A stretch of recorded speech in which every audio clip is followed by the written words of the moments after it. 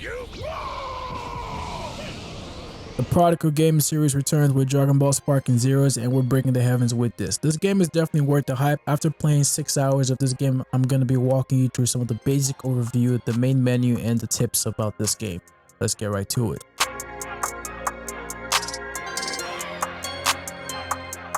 Alright, before you get started with Dragon Ball Sparking Zero, I would recommend to go to Options, Accessibility, and set your Battle Assist to Auto, and just test it to see if it works for you.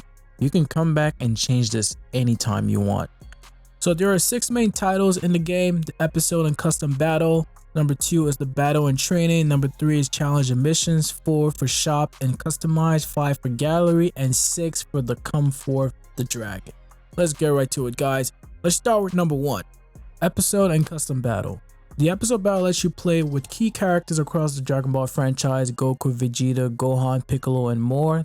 So I've completed Goku's episodes, and it took me about 3 to 4 hours, and when you look at it, it kind of makes sense because Goku has the most fights in the game. What makes this mode interesting is that you get the chance to make your own decisions based on the battles you encounter for each character. Spoiler alert, when you fight Raditz, you can choose to either fight with Piccolo or fight by yourself, where you take Krillin or Master Roshi. And in situations like that, it's kind of why I like the entire story mode. Not only that, the rewards for the story modes are actually nice. Like, you get a lot of Zennies, and you get all Super Shenron's Dragon Balls, and you get to fight or play the Jiren's episode as well. So best believe that I'll be playing this entire game all week, honestly, to post more of this content, but I think that's probably the best part about the Episode Battle. Moving on to the next part of it in the entire battle, the Custom Battle, you have bonus battles, which are pretty much ready-made battles for you. These consist of low, high, elite class warriors, and legendary Super Saiyans battles. Next is the Custom Battle, and I think this is actually where I enjoy it the most. You can create your own battle based on scenarios you want. You can select the characters, environment, effects, the conditions you want. Like if you want something like the HP or defeat conditions, etc., that's there. You can also select scenes and scenarios and some settings to help you customize what you want to be the intro and outro. The last 2 are the title screen and the thumbnail/tags. I like this part about it. The last piece of this custom battle is the word library. You can play other battles from other players that have pasted online around the world. So I think that's actually a great feature right there. That covers it for number 1 on the Episode and Custom Battle. Let's go to number 2, Battle and Training. You can do battle 101s, you can do training, as well as the word tournament. When it comes to 101 battles, you can select stage music and the rules you want, and up to 5 characters on your team. Basically, treat that one character. If it's a 1 versus 1, it's a 1 round, but if it's 2 versus 2, it's a 2 round. Like something like that can actually help explore a little bit more in the game, as opposed to stating round 1, round 2, round 3, etc. But keep in mind that you can customize your characters. You can add additional abilities, as well as to give you something on the edge as more like a health, attack, power. Also, you can customize your outfits. But I think that's pretty much it here. The next part about it is the training. The battle training is simply to test yourself and complete some of these tutorials. I would recommend to spend most of your time here, because when you do this, you would forget. So it's okay to go back and replay this. So I recommend completing the counters and anything else that has to do with recoveries, because these are the most important aspect of the game. Next is the World Martial Arts Tournament. If you're familiar with the Dragon Ball franchise, you already know the tournaments we have, right? So I don't need to explain that much, but one thing you want to pay attention is your custom tournament that you can create based on the conditions you want. I think out of the tournaments that kind of caught me off guard here is the Cell games, because of that 20% you recover after each match. But other than that, I mean, it's the same tournament that we all know and love from Dragon Ball. Next up at number 3 on our list is Challenges and Missions with Zeno and Whis. I think this is probably the best thing the game has done, because with Zeno and Whis, you can actually accomplish a lot more than you expect from the objectives and each missions they give you.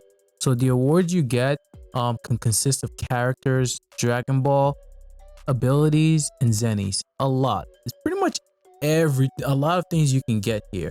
So I would say, for a tip, take advantage of this, because almost everything that you need can be gotten from here if you actually pay attention to some of these orders or some of these missions or quests that they put out for you. And you can accomplish almost all of them in your episode battle or even offline battles or the tournaments as well.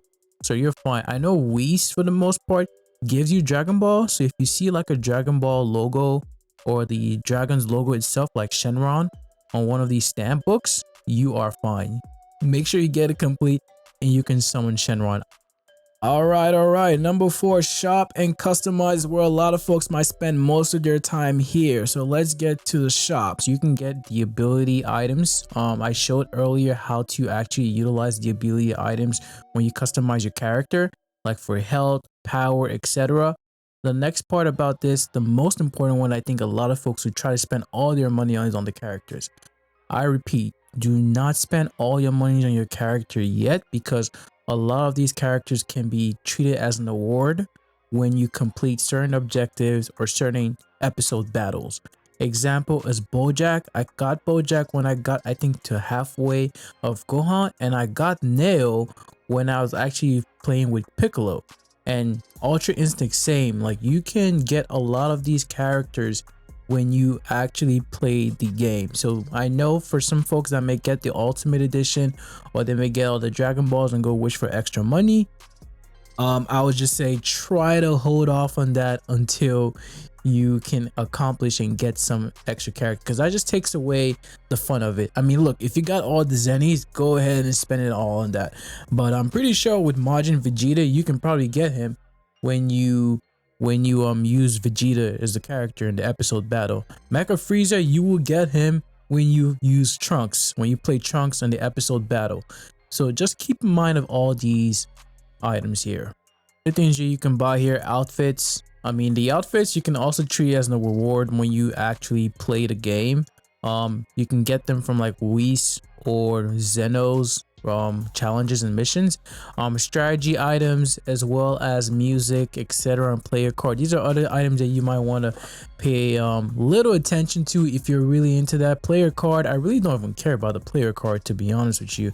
But yeah, these are just minor things that you want to spend your money on. But like, the key things that you care about is the ability items at first, then probably characters. Next up is the player card. I think the player card is probably a good functionality here. It just shows you, it just basically, this is what players look at you when they go on your profile. This is what the player card is basically. So this is my current player card. This is my before with Goku, and this is my after with Gohan when I kind of customized it. So that's kind of what a player card is, really minor here. Give me a warning next time. Number 5 is gallery. You just see the encyclopedia of Dragon Ball characters as well as your data in theater. Encyclopedia is voiced over by Bulma, Chi-Chi, and Videl. They just talk about the characters and probably how they look, etc. So you don't really get much here. And my data is just pretty much everything that you've done up until that point. The number of battles you've won, etc. That's just the overview of what you've done. It's just collecting what your details are. And theater is just for you to watch your cutscenes in some movies. If you have some battles, offline battles, and you want to save them as replayed battles, you can watch them here as well.